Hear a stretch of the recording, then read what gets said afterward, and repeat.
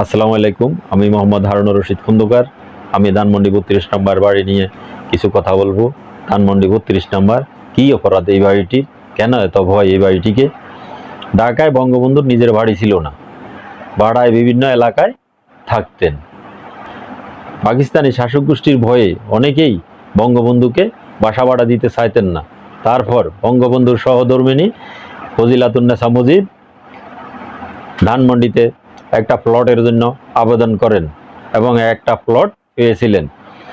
প্লটের কাজ শেষ হওয়ার পর সপরিবারে ওই বাড়িতেই উঠেছিলেন বঙ্গবন্ধু। বাঙালির মুক্তি সংগ্রামের কেন্দ্রবিন্দুতেই হয়ে পড়ে ধানমন্ডি 32 নম্বরের এই বাড়িটি। 1962 সালের আইয়ুব বিরোধী আন্দোলন, 1966 সালের 6 দফা আন্দোলন, 1970 সালের সাধারণ নির্বাচন, 1971 সালের শুরুতে অসহযোগ আন্দোলন সহ নানা ছড়াই উতরায়ের সাক্ষী এই বাড়ি।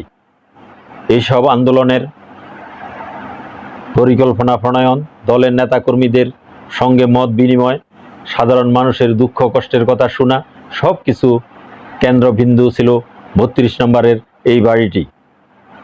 এখান থেকে স্বাধীনতার ঘোষণা দিয়েছিলেন বঙ্গবন্ধু। এই বাড়ি থেকে বঙ্গবন্ধু শেখ মুজিবুর রহমান বাঙালি জাতিকে এনে দিয়েছিলেন কাঙ্ক্ষিত স্বাধীনতা, সার্বভৌম ভূখণ্ড, লাল সবুজের পতাকা। এই বাড়ি থেকে শেখ মুজিবুর রহমান থেকে বঙ্গবন্ধু, বঙ্গবন্ধু থেকে জাতির জনকে রূপান্তরিত হয়েছিলেন। এই বাড়িতেই বঙ্গবন্ধু সপরিবারে জীবন উৎসর্গ করেছিলেন। 1971 সালের 3রা মার্চ ধানমন্ডির 32 নম্বর এই বাড়িতেই প্রথম বঙ্গবন্ধু জাতীয় পতাকা উত্তোলন করেছিলেন।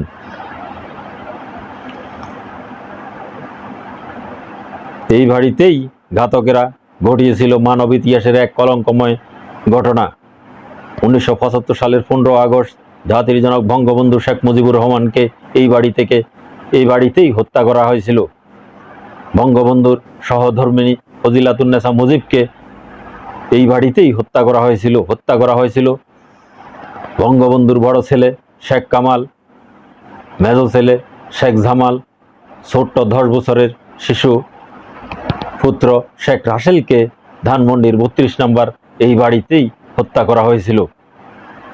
এই বাড়ির সঙ্গে মিশে আছে বাঙালি জাতির শ্রেষ্ঠ অর্জন স্বাধীনতা। এই বাড়ির অপরাধ, এই বাড়ির মালিক পাকিস্তান ভেঙে বাঙালিকে স্বাধীন সার্বভৌম একটা দেশ দিয়েছিলেন, একটা পতাকা দিয়েছিলেন, যেটি বাংলাদেশের বিভিন্ন সরকারি বেসরকারি অফিসে উত্তোলন করা হয়। পলাশীতে যেই স্বাধীনতার সূর্য ডুবে যায়, সেইটি 32 নম্বর থেকে উদিত হয়। এখান থেকে দেয়া হয়েছিল স্বাধীনতার ঘোষণা।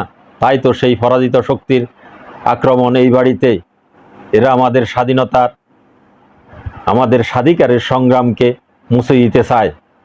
এরা আমাদের সকল অর্জনকে ধ্বংস করে তাদের মতো ইতিহাস বানিয়ে আমাদের শাসন করতে চায়। আজকের মতো এখানেই শেষ করছি। জয় বাংলা, জয় বঙ্গবন্ধু।